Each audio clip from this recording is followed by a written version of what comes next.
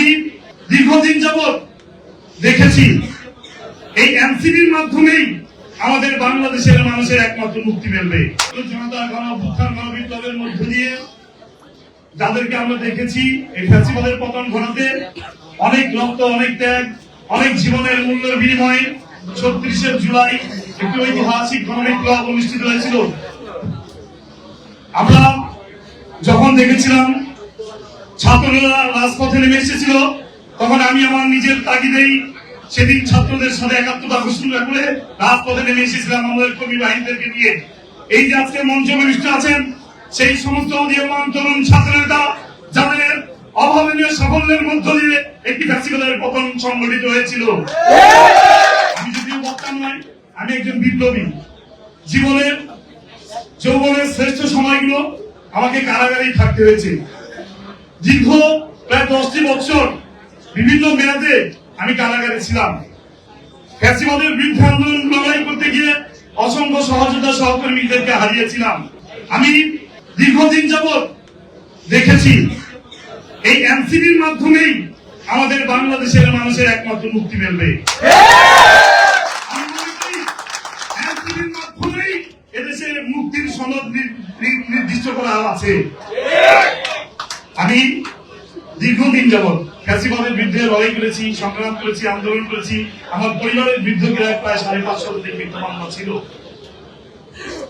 কালো আফ্রিকার শ্বেত-শত্রুদের বিরুদ্ধে, বর্ণবাদের বিরুদ্ধে কথা বলতে গিয়ে, আফ্রিকার মাটিতে বর্ণ বৈষম্য দূর করতে গিয়ে দীর্ঘ 87 বছর ব্রিটিশ কারাগারে নেলসন ম্যান্ডেলা জেল খেটেছেন, কোনদিন কিন্তু আপোষ করেননি।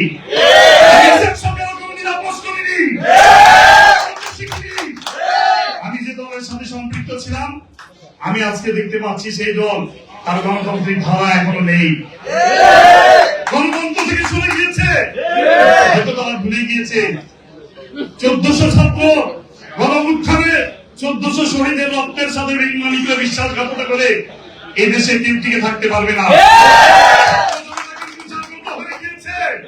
এই ছাত্র জনতাকে আর কমানো যাবে না, এখনো সময় আছে। আমি বলবো আমরা ফিরে আসুন গণতান্ত্রিক ধারায়। হাদি ভাইকে হত্যা করা হয়েছে, হাদি ভাইয়ের এখনো দুষ্কৃতিকারী হত্যাকারীদেরকে আমরা দেখতে পেলাম না। এই সরকার গ্রেফতার করেছে, সরকারও কিন্তু গ্রেফতার করেনি। কিসের জন্য করেনি? কারা এটার সাথে জড়িত?